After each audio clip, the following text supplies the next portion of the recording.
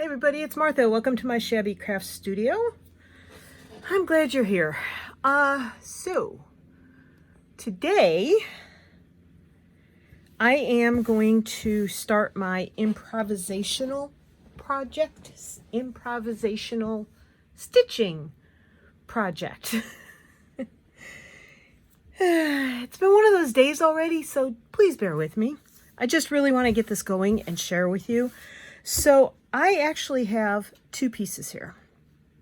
And the reason I have two pieces here is because I am going to do one piece as a practice piece and one piece as my on-camera piece, hopefully.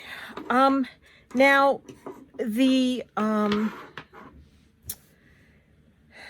is fabric that I dyed. I said this was white muslin.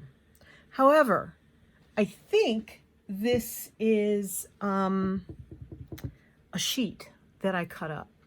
So it's white cotton that I dyed with Rit dyes. These are two of my pieces. And you know, the more I see them, the more I have fallen in love with them. So this is what I did. And I will link below in the description box anybody that I use or mention here.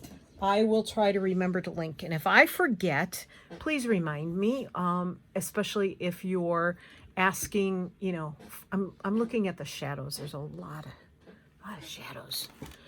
And I've been trying to work my light all morning. Well, there's always going to be shadow. What I'm going to do is try to zoom you in when I'm doing the stitches. Anywho's, I'm also going to be attaching a couple of short videos that I took yesterday of what I see out my window pretty much on a daily basis. So that's just for interest. It's going to be interjected somewhere in this video, I think.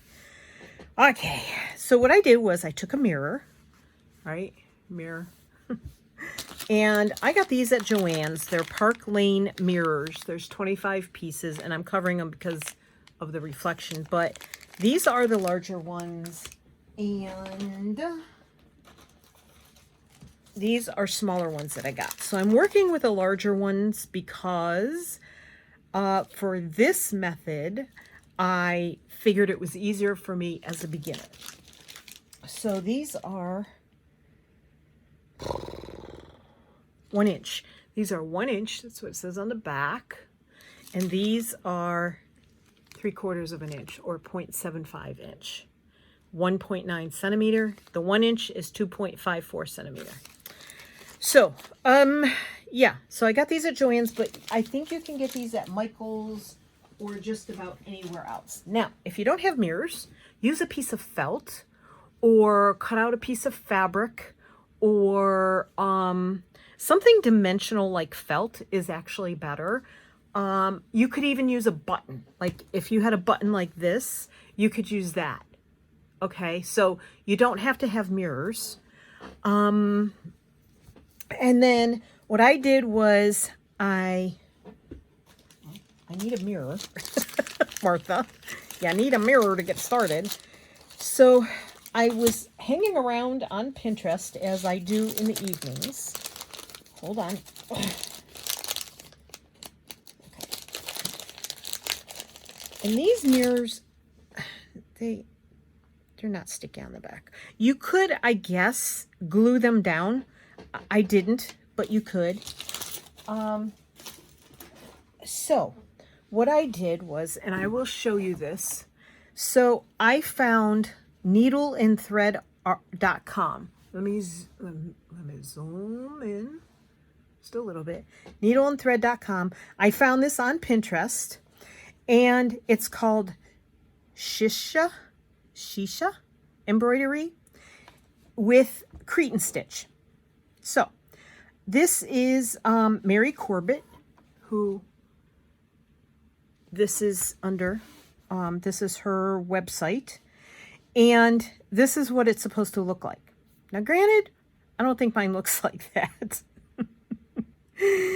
So, she gives you step-by-step instructions on how to get here. Now, if you see this photo, there are dots around the outside on her fabric. And she does have a link. Oh, poop. I hate when I do that. She does have a link. Okay, let's do it this way. There you go. She does have a link to that. In this, she has all these words that are highlighted are links. Now, she does say she doesn't use a mirror in here because of reflection on photographs and stuff like that. So, you know, there's that, right?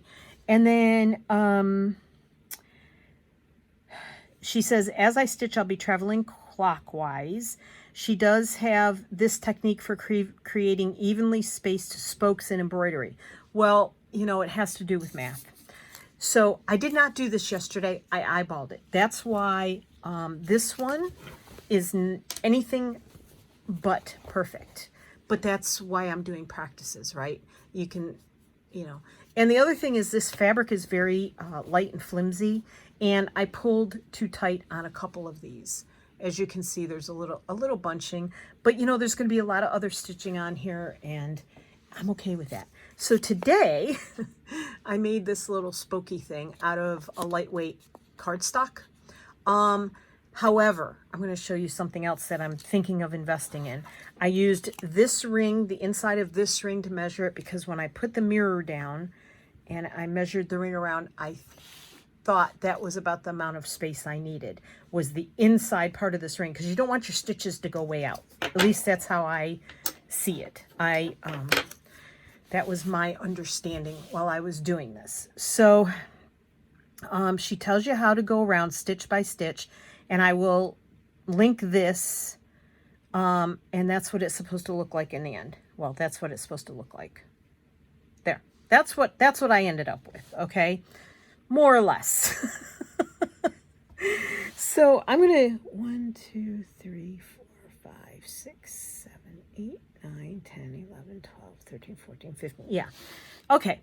So, I guess you could do fewer stitches, but really I think I ended up, and again, I eyeballed this. So I think I ended up with the right thing. Okay. So I'm waffling here. There is, Sue Spargo has this nifty tool here, okay? And I think, I don't want to spend the money, but I think it would be good to invest in that because I could use it for a lot of things. It is $25 plus shipping. It comes with all of these sizes. The other thing she has, where's my other one? Oh, no. Okay. Oh, more of that. Yep, I did that. Okay. So the other thing, I don't know how I lost my other pages, but okay. So if you go to SueSpargo.com, you go to shop. I'll just show you how to get there. And you wait for your, what's supposed to be high-speed internet to kick in. But out in the sunroom, it doesn't always work for me. And that's where I work, is in the sunroom. And there's a wall, and I guess it just slows it down. I'm not in the farthest part of the house. Go under Notions, and then templates and templates, measuring and marking. Sorry, eyes. Okay, and then she also has this Spoke Easy tool, which I've seen Ariane use. However, I don't know that I want this one because the other one, at least I can draw my circles. This one, you can't draw your circles. These are little plastic templates to help you measure the inside lines. So I'm undecided as to which one of these I want to get. I am very much thinking of leaning towards this one because I can draw my circles and then mark them. This one, I would have to use something else to draw my circle and then this is how you measure if you want to do certain stitches. It says used for whipped plus woven circles, picots, eyelet, wheels, and much, much more. So, you know, she shows an example of how you can use them. So I don't know. I'm very undecided. However, get my Pinterest page back here. Okay. So I will link all of that below. And I am going to start. Now I'm going to have to keep my Pinterest page open because I've only done this once. And I want to do this so it doesn't turn off. Display and brightness, auto lock, never. Okay. All right. So that should work. All right. So what I'm going to do is I am going to move you back over here and a little bit closer. And I may pull this out of your site a couple of times because, you know, eyes. You got to be able to see what you're doing. So I'm finding the approximate center. Now, I could do this anywhere, you know, on this thing. And I might do this one up here as opposed to in the center. So maybe that's what I'll do. So what I'm going to do is I am going to, and I don't have a chalk pencil. I'm okay not having a chalk pencil. You know, that's just more money. You know, somewhere along the line, the money spending has to stop. Okay, close your eyes for a minute. I'm going to move you. Okay, open your eyes. All right. I have to have the camera where I can still see what I'm working on and not stick my face in the... So what I'm going to do is I'm just going to make little marks here. And honestly, your stitches really do cover them up. And this seems like a lot of stitches, but I did use about this many on the other one. So I'm going to go with it, and if it doesn't seem right, and these are not really evenly marked out as I would like. But, you know, it's math, and I don't do math. Math and I do not get along. All right. So I guess if you wanted to, you could put a little dab of glue in there and hold that. Now, I used, I think I used this one yesterday, and I'm thinking I might use this one today because, I don't know, just something different. Now, this is the Spargo, not Spargo, wrong answer. Steph Francis Pearl number 5, and it's P5, not even holding it where you can see it, P531. Steph Francis, Pearl, however you say it in your country. And I took a really long strand.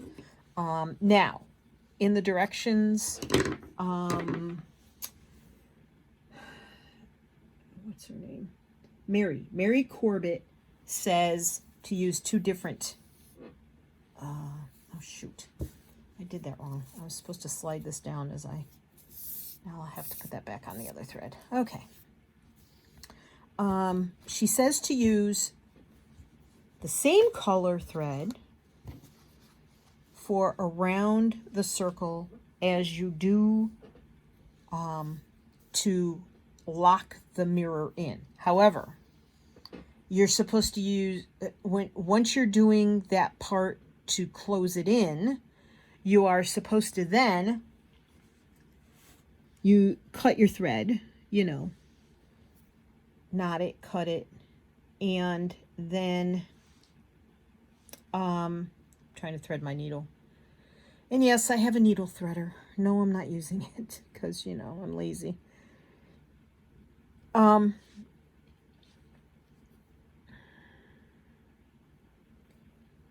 Cut your thread and then start new when you go around. Now, I didn't do that. I didn't think it caused me any issues. So, and she also says there's a different way of starting your thread without knotting it from underneath. I'm okay with knotting it underneath. I don't, it's all fine. It's all good. All right. So this might be a long one, so pull up something to drink or some stitching or whatever floats your boat. All right. So the first thing you're going to do, oops. Now she has, oh, I was going to write a diagram. Okay. All right. So from the website, from the Pinterest page I was on, okay, she actually has, let me zoom you out. I forgot one thing. She says that you have to know how to do this basic stitch here. I've only done it once. So she does foundation stitches worked with a traditional shisha stitch. So I clicked on that.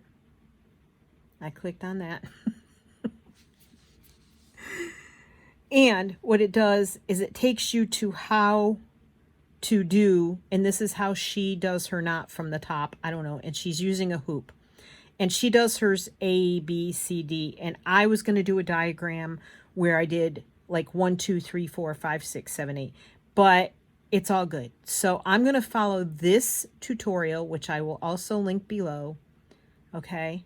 And she takes you through the steps of how to do the foundation. Then I went back to the other one and I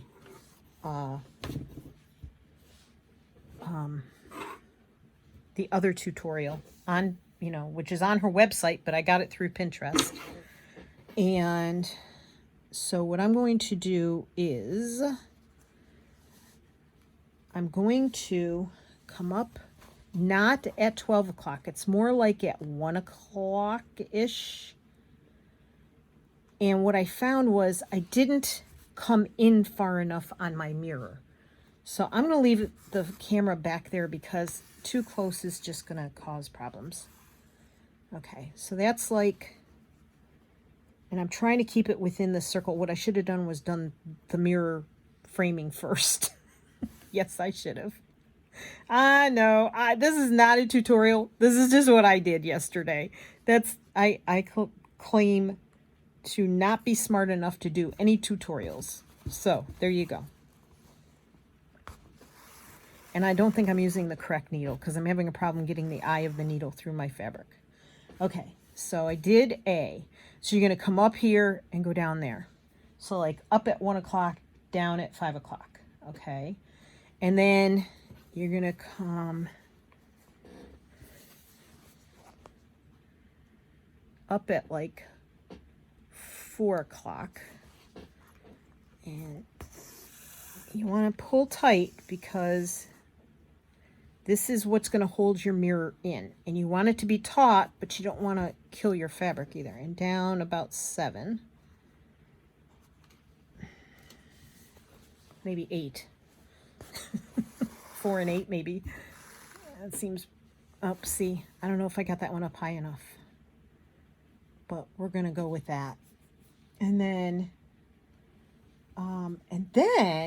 you come down more towards, that should have been 8 o'clock. So you come down more towards 7 and go up at 11. Oh, come on.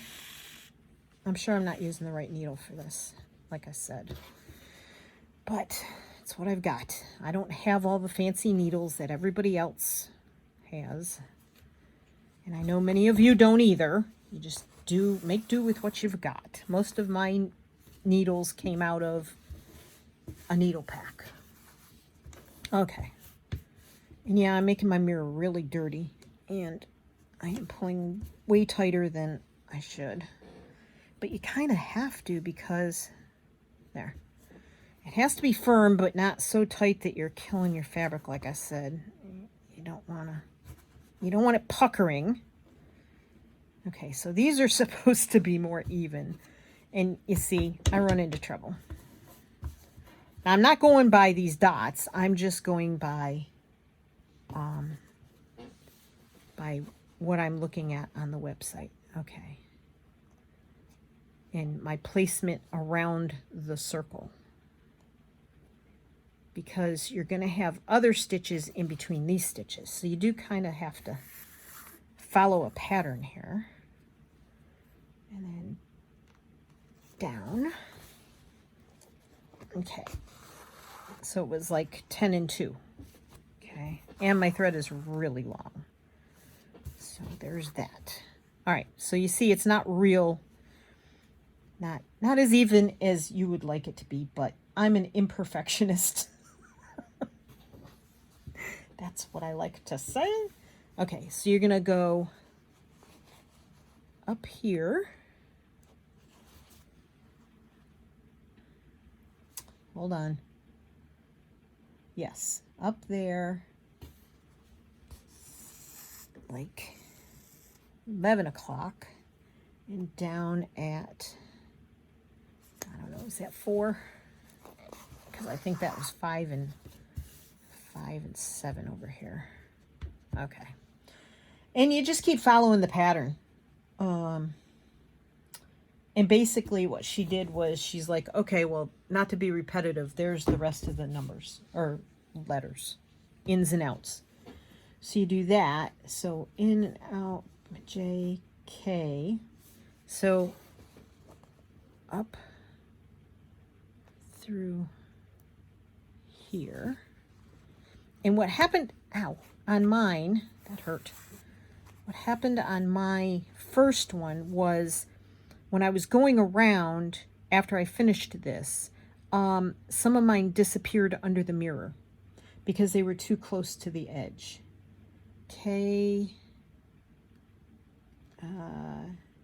J, K, L. So I guess that goes there.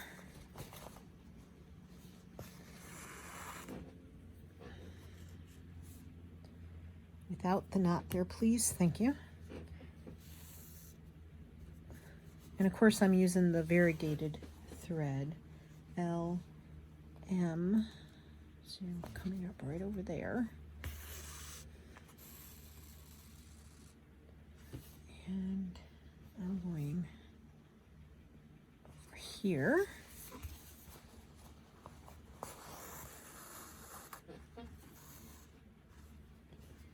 And O,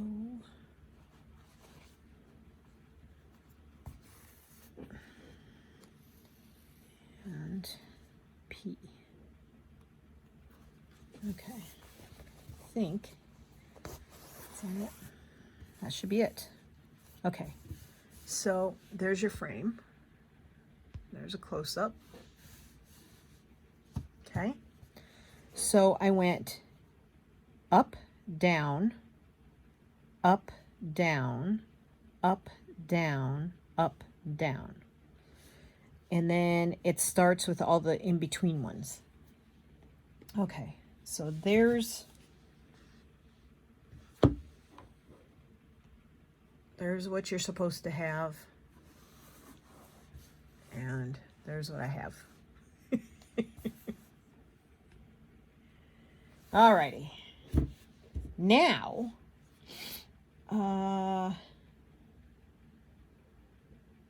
so it says it's a good idea if you can switch to a blunt tapestry needle.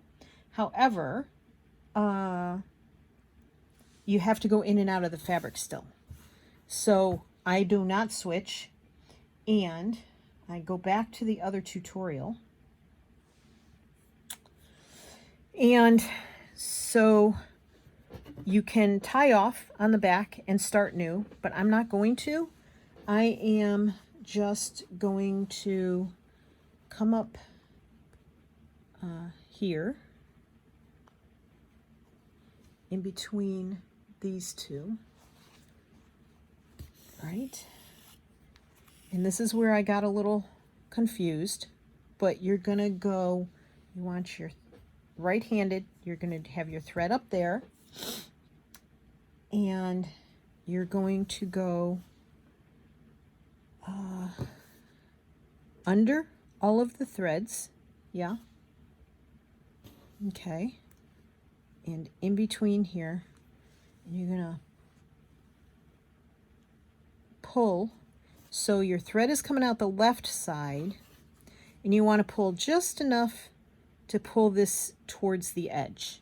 Okay? Don't pull it too tight, because you do, and you're going to be in trouble, girl. Let me tell you. Okay. And then I'm going to go to this dot here. All right. And I'm going to move you out just a little because I'm sure this is like in your face. All right. So I'm going to go in, and this is why I don't just put a dot. I put a little line there. You go in, and this is a very thick needle, and out. Okay.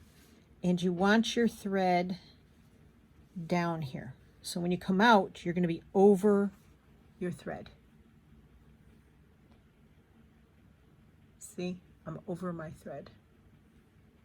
Okay. And I really should be using a different needle.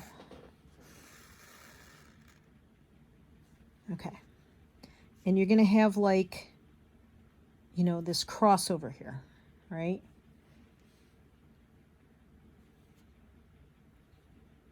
Okay. And you don't pull too tight because you're not trying to pull your fabric in. Okay. So I did that.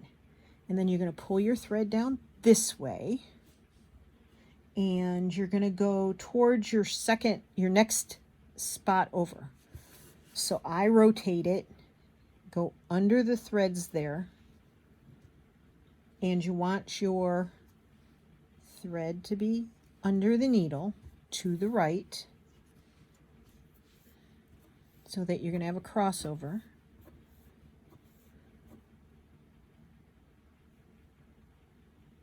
Pull just tight enough to be pulling these threads a little bit towards the edge, because what you're looking for is to make a frame. Then it's intuitive to go this way. Don't do that. Go. Put your thread over here. I am so ungraceful when it comes to this stuff, especially after watching everybody else. It's like, oh my gosh, Martha. Okay. And then come down and tug tightly, but not too tightly because you don't want to mess it up. Then I rotate again, and you're going from the center of the mirror out, and you're going to aim towards this dot here. So you're going to catch whatever threads are there, right? And your thread is going to be underneath.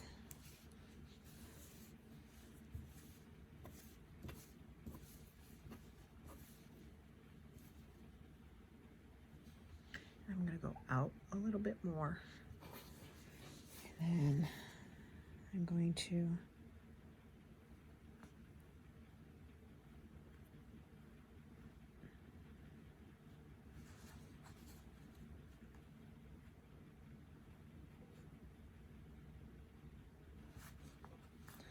and this thread has to be under the needle. And that's how I mean, you know, everybody processes a different way. Okay. And this is a lot easier with these dots out here that I did not have. So I'm going I point my needle towards that dot. And my thread has to be under the needle. That's just how I remember it.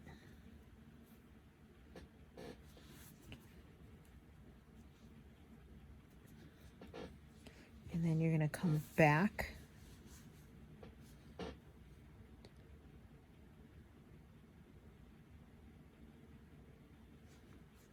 and thread under the needle. I know with my hands in the way, it's hard to tell. But see, my thread is under the needle. My pulling thread is on top of the stitch thread. There you go. Okay. And then again, rotate around. Catch all the threads that are under there. Okay.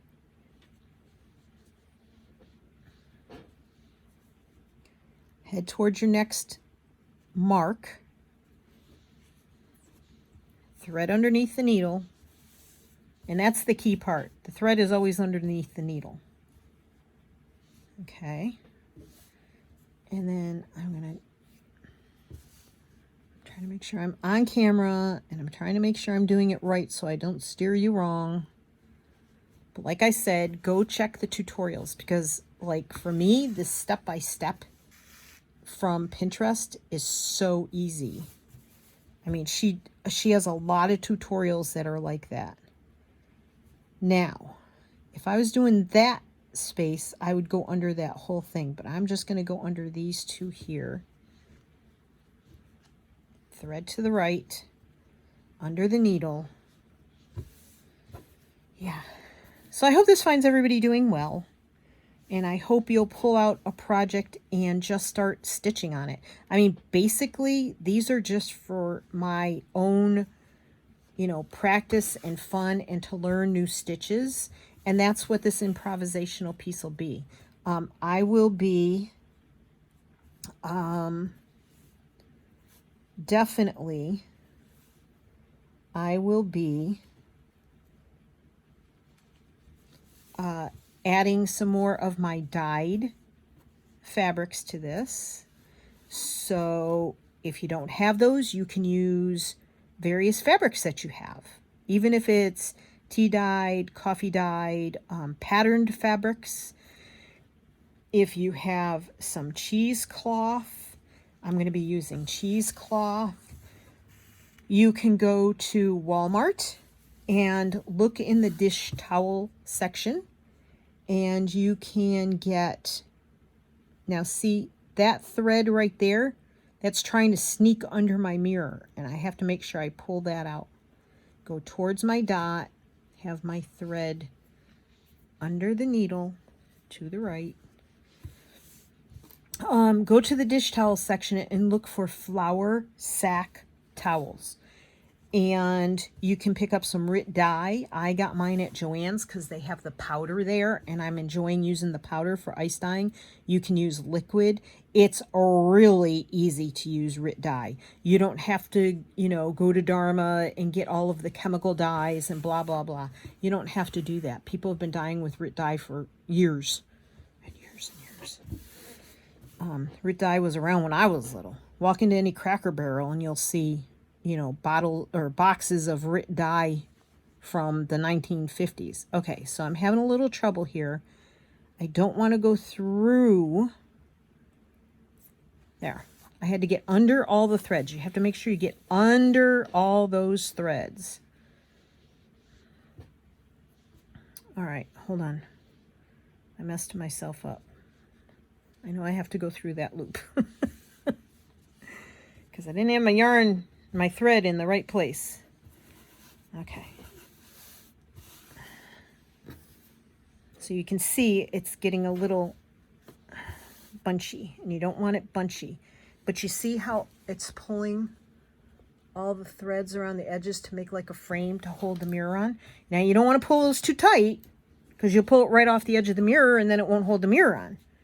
So you don't want it too tight, right? And then you go in.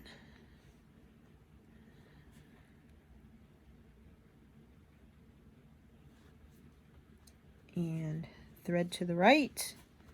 You want needle over thread. Yeah, you can get the flour sack towels. They're really fun because they're a tighter weave than cheesecloth.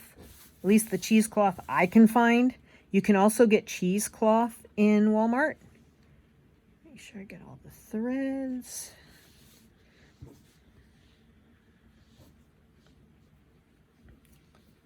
And you can pick up, I know my Walmart does not have the powdered Rit dye. It has the liquid. You can use the liquid too.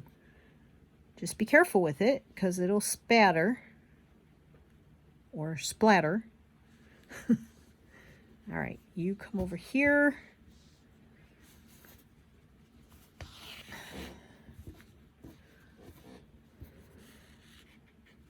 Okay. And then under all the threads, I have to turn it around.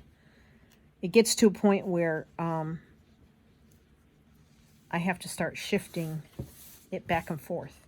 But that's how I work. You might not have to do that. Okay, so gently. And then this is starting to pucker because I pulled too tight when I put the base on. Okay, so needle over thread, right?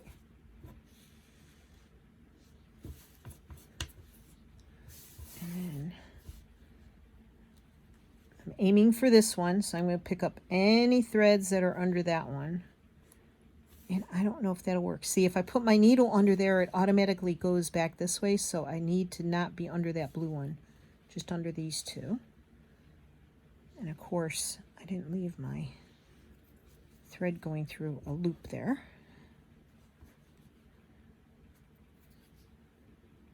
Okay, back around this. So if you guys know of a less expensive, easier measuring tool, let me know. For making these outside circles. I did look on Amazon to see if there was like a quilting tool, but the one I found was $35, and that's more expensive than the Spargo one. So, and I don't want to buy both of those Spargo ones, so I'm going to have to think about it and decide. Now see this mark right here. Okay, that mark, I'm going to go under all of these threads here. Can you see that? I'm going to go under all of these threads to get to this mark here. Okay. And holy cow.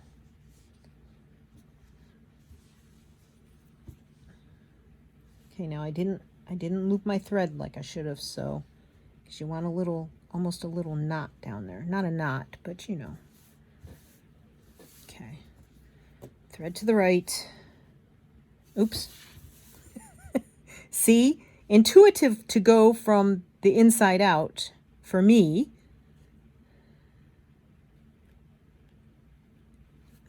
Now see, I'm going.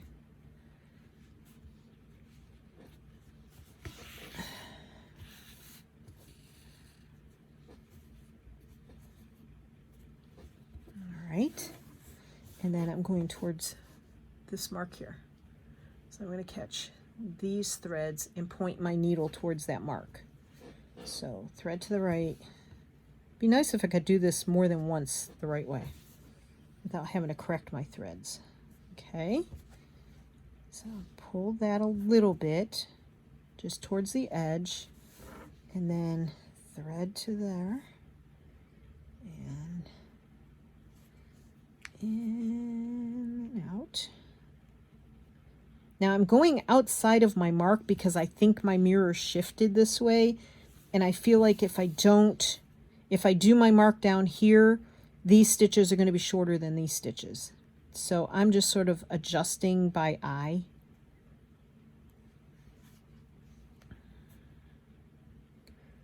So I hope everybody had a nice 4th of July, if you celebrate that here in the States. We made ribs, pork ribs, and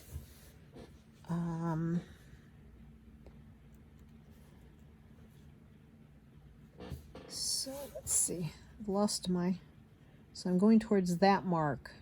So what'll happen is I will go under, because I'm going towards that mark. See how my needle automatically points there? If I was trying to go to that mark, it wouldn't work very well. I would go under these ones when I get there. So, but you don't want to catch your needle in these threads. You don't want to be pulling these threads. And the other way you can do it, if that becomes a habit, is to stick the eye of your needle under that way. But I'm not getting that extra thread there. So I am fighting with this thread right here being pulled under. So I want to get under all of those. And I didn't put my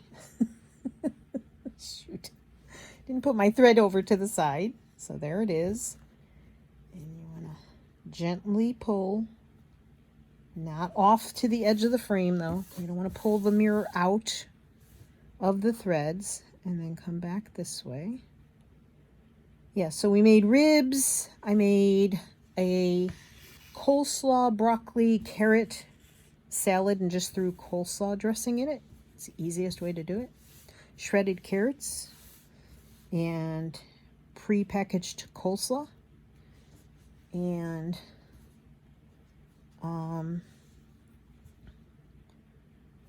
some fresh broccoli. That was that. And I made my own barbecue sauce because we don't eat enough barbecue sauce to... Tony doesn't eat it at all. And I only eat it if it's sweet enough. I don't like spicy. So I make my own barbecue sauce. And there. Now that's how I did it. Now, as you can see, I think, I pull out. Okay.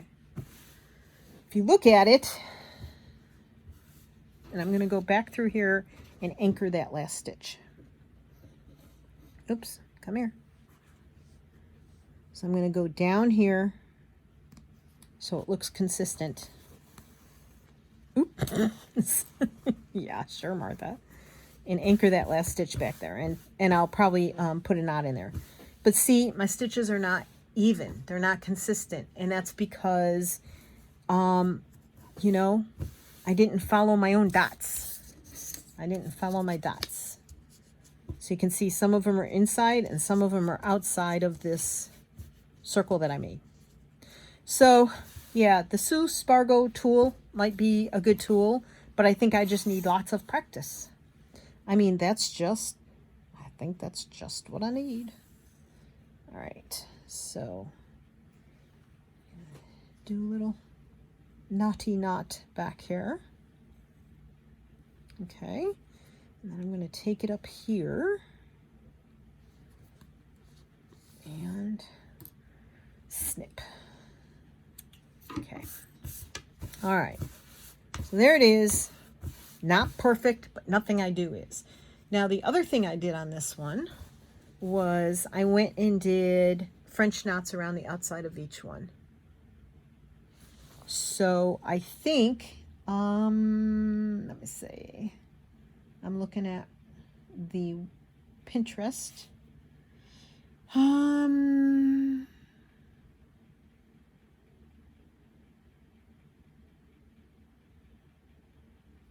right, so I'll turn that off. And I think what I'm going to do is just take this and do the same thing I did with my first one. Now you could do beads. You could do anything you want, really. And I like knotting and ending that thread just to make sure it's anchored and everything will stay. And see, now that mirror sits just, the threads sit just inside the edge of that mirror, so it'll hold that mirror on. Hopefully. That's the hope. So yeah, we had ribs, we had the coleslaw broccoli salad, and I boiled some Yukon Gold baby new, whatever they call them, potatoes. And I made them, I boiled them until they were just soft, and then I mashed them. I put them on a pan with some olive oil, and I smashed them down, put them in a really hot oven for maybe 20-25 minutes till they got a little crispy. You're supposed to put like bits of bacon and scallion on them, but Tony doesn't eat either, so I didn't do that. And that was our dinner, and it was really, really good. And we only do ribs. I only make ribs like once or twice a year. Usually it's 4th of July. And occasionally, sometimes in the fall, I might feel like ribs. But that's the only time we have them.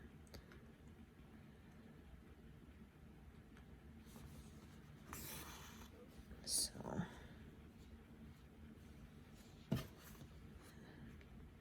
So again, this is not a tutorial. This is just me stitching, experimenting, trying to have a little fun. I'll be doing a lot of different stitches that I haven't done before, which is a lot because really, I used to embroider when I was a teenager. I embroidered my jeans and jackets and, well, I had one denim jacket and I think I had 2 pairs of jeans. So I didn't have much as a kid. So, yeah. So I embroidered those, and then as a young mom, I cross-stitched some.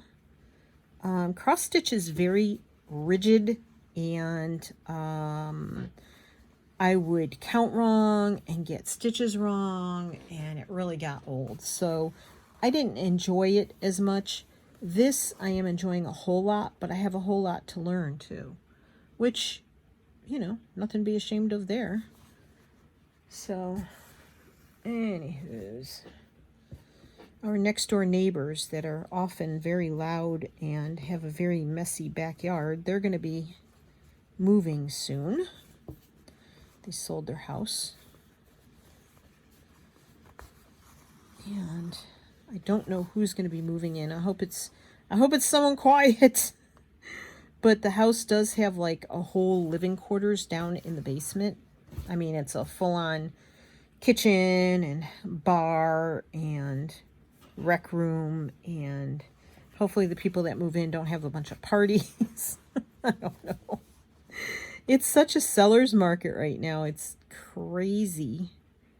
We actually spoke to our realtor about moving, about selling our home, and we could sell at a really good price, but then we'd pay a whole lot more for another home, and we don't want to do that. So we're going to downsize, and why would we pay just as much for a downsized home?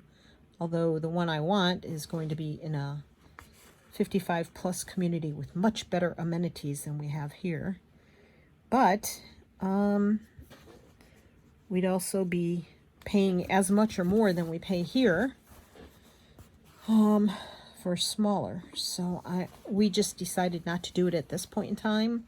We are hoping to travel in the fall, and if we do travel in the fall, if we get out of this house and finally get it done, don't kill each other, don't end up in a divorce, which sometimes our travels do tend to lead that way occasionally, we will come back, and then I'm hoping to have my knee surgery in the early winter, probably around November. And then I'm not looking forward to it. If any of you have had knee replacement surgery, let me know. I might want to talk to you about the healing process. I've heard and read that the first 2 weeks are just horrible, horrible, horrible. So I'm very scared of that. But it's not like I haven't had other surgeries and had to recover. I've just always had pretty easy recoveries. Well, except the hysterectomy I had to have, but that's a whole nother story. So, yeah, if any of you have had knee replacements and you remember that first 2 weeks, let me know. So anywho's, so that's going to be, you know, a several month process to get over that. And we're supposed to go to Florida in January. We already have reservations, because nowadays, if you don't make reservations a year ahead of time, you don't get into places, which I'm hoping doesn't become a problem in the fall, because I haven't made my reservations yet. I'm still in the planning stages, and I keep putting it off. Like, I keep procrastinating and do this stuff instead, because this is way more fun than trip planning. I hate trip planning. Hate it. But there are places I want to go, so I got to do it. Okay. So there's my knots, my French knots. Not the best French knots either, but I need practice. And I know I can do better, and I will do better the more I practice. All right. So there it is. And my one strand of very long strand, which was probably a yard, got that all done. So there it is. There's my first one that I eyeballed, which may have come out actually better than the second one. But there's the first one. And that's going to be my practice piece. Well, they're both practice pieces at this point. But there's the second one. So I'm almost to 60 minutes. So I will show you. These are some things that I dyed with my Distress ink pads. And some of them with sprays. That's tea dyed. Some of them were done with sprays. My Tattered Angels sprays. But most of these are just various pieces of small muslin and cheesecloth. This is the flour sack towel. That's how the fabric looks, and I just love it. There's some more. This is cotton. These were not done with RIT dyes, and I totally trust that they'll stay colored for a long time. However, you know, if you were to put this in water, that would all wash away. So I would not use these, you know, on something that's going to be washed. And then, of course, I have, there's some purples. And I love this one here. And then, of course, I have my, all of my dyed pieces that I did with the RIT dye that I showed you before. So, and these, I'm going to move you up a little. Close your eyes. Okay. Open your eyes. These, I think I'm going to take back to the dye pot and put either some blue or green in there because they're just too purple and yellow. I mean, yeah, pink and yellow for me. Just a little too pastel-y for me. So I'm going to do, I like the green and the blue in this one. There's just not really, I mean, there's enough of it, but then it goes really pink. So less pink, more green, blue, maybe even a little purple in there. This one's very pale because it was on the bottom pile of 3 pieces. So if you want really pale, that's what you get. But these are going to go back in the dye pot this week. It's going to be really hot here in the 90s all week, just about. So these are going back in the dye pot. And yes, you can over dye. I will use very little bits of color on it. I will probably scrunch it up like this and put 3 of them in a row